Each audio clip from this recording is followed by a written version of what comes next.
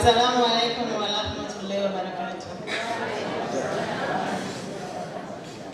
Kwa Kristo wenzangu wa Tumsifu Yesu Kristo.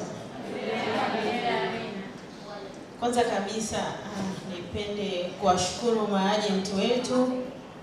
Mimi binafsi wakati naianza safari yangu naifikiria picha ambayo nilikuwa nikikutana nayo mbele ilikuwa ni negative sana. Ilikuwa inavunja moyo, lakini kitu ambacho tumekuja kukutana nacho ni tofauti. Kwa hiyo namshukuru Mungu kwa kukutana na maajenti ambao ni waaminifu, lakini pia wana mioyo ya upendo sana. Namshukuru sana Mungu kwa ajili ya kukutana nao, lakini pia ni miongoni mwa maajenti wachache ambao wameifikiria hii nafasi na wakatukumbuka.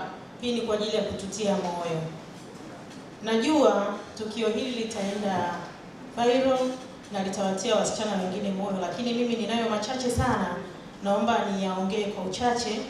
Jambo la kwanza ni kutoa, kwanza kabisa ningependa kutoa ushauri.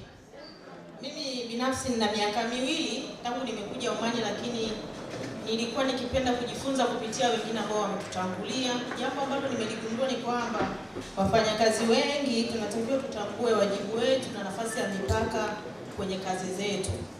Wengi tukifika Omani tunasahau kule tulikotoka, lakini tunakuwa hatujui wapi tuishie na wapi tufanye mpaka wapi na wapi tufanye mpaka kiasi gani.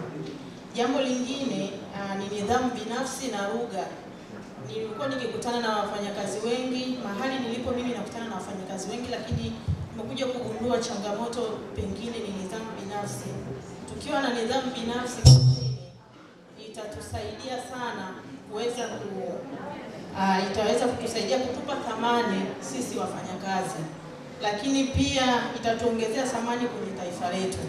Watanzania wengi sasa hivi tumekuwa na sifa mbaya ya kwamba labda tunatoroka, tukifanya makubaliano ukienda nyumbani haurudi. Tumekuwa tukiona hizo changamoto, lakini hiyo yote tukitambua nidhamu yetu itatuongezea thamani kwa mabosi zetu.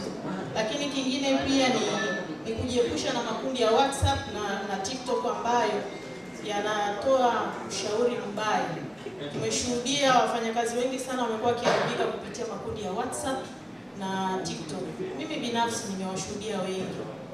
Ninaomba nitoe wito kwa wafanyakazi wenzetu ambao tunakuwa kazini. Tujue nini kimetuleta na itatusaidia sana. Tujiepushe na makundi haya. Makundi haya yanatupeleka mahali ambapo hatukutaka kuwepo. Yanatusababisha tunaacha kazi, tunafukuzwa kazi, tunatoroka, tunaingia mtaani, tunazagaa mtaani, tunajikuta unaishi kinyume na sheria. Hii itatusaidia sana. Makundi mengi ya WhatsApp yamekuwa kiungo kikubwa sana cha kuharibu nidhamu ya wafanyakazi. Lakini pia kitu ambacho ningeomba,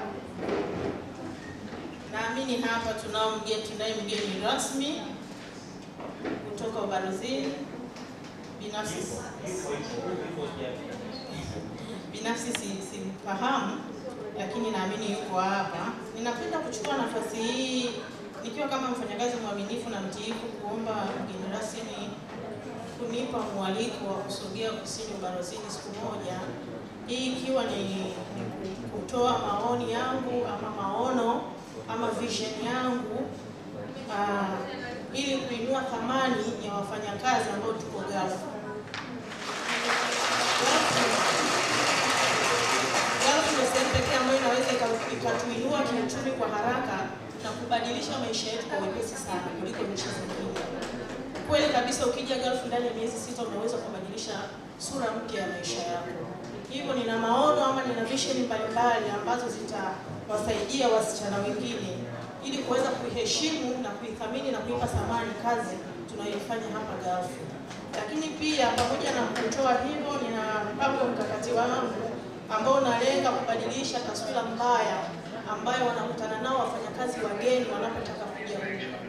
Kwa nilikuwa natamani sana kupata mwaliko siku moja wa kusogelea ofisi za ubalozi ili niweze kutoa vision yangu ama maono yangu. Ni hayo tu, asanteni sana kwa kunisikiliza na Mungu awabariki.